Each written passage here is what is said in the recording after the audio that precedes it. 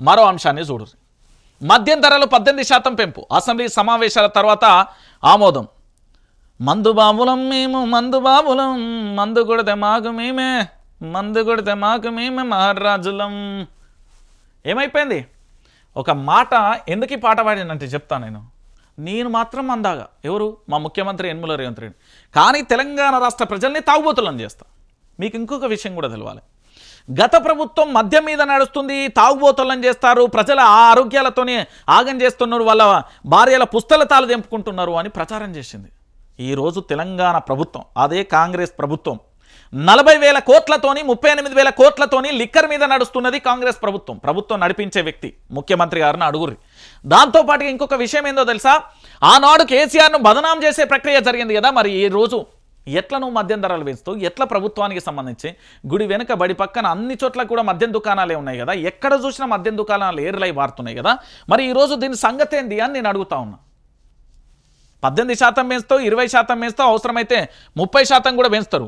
కానీ వాస్తవమైన విషయం ఏంటంటే తెలంగాణ యావత్తు సమాజం కూడా ఆలోచించాల్సిన విషయం, 18% పెంపుదల జరిగింది కదా, అసెంబ్లీ సమావేశాల తర్వాత ఆమోద ముద్ర వేస్తా అన్నారు కదా, మరి ఏమైపోయింది అంటున్నా. మద్యం ధరలు పెంచుడేంది, తెలంగాణ రాష్ట్ర ప్రజలను తాగుబోతులను చేసుడేంది, దాని మీద పూర్తి స్థాయిలో కూడా ఏంది మద్యానికి సంబంధించిన సిండికేట్ వ్యాపారాలు చేసుడేంది, మద్యం ధరలు మరోసారి పెరుగుతున్నాయి. రాష్ట్రంలో లిక్కర్ వ్యాపారి గుర్తున్న ఉత్తర తెలంగాణకు చెందిన కాంగ్రెస్ ఎమ్మెల్యే మద్యం సిండికేట్ల రింగు లీడర్గా ముఖ్య నేతలతో లాబింగ్ తుది దశకు చేరినట్లుగా తెలుస్తుంది. చీఫ్ లిక్కర్, మీడియం, ప్రీమియం, విదేశీ దిగుమతి లిక్కర్ ప్రాథమిక ధర, ఇష్యూ ప్రైస్ మీద 18% పెంచడానికి మౌఖిక హామీలు ఇచ్చినట్లుగా తెలుస్తుంది అంటూ చెప్పిన పరిస్థితి. నేను చెప్పలే, నేనేమన్నా సెక్రటరియేట్లో మద్యానికి సంబంధించిన ఏది కేఎఫ్ లైట్లు మీరు చూడు, కింగ్ ఫిషర్ బీర్లు అంటారు, కొన్ని బీర్లు బ్రాండ్లు దొరికాయి, వాళ్ళని మామూలుగా టార్చర్ పెడతలేరు.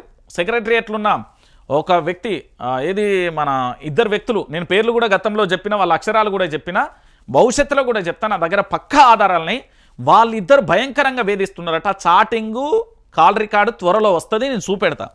మద్యం ఓనర్లనే బెదిరిస్తాడు, మాకు తెలంగాణలో మాకే ఇవ్వాలి కాంట్రాక్ట్, ఇంకెవరికి ఇవ్వద్దని బెదిరిస్తారట. ఇక చూడరు.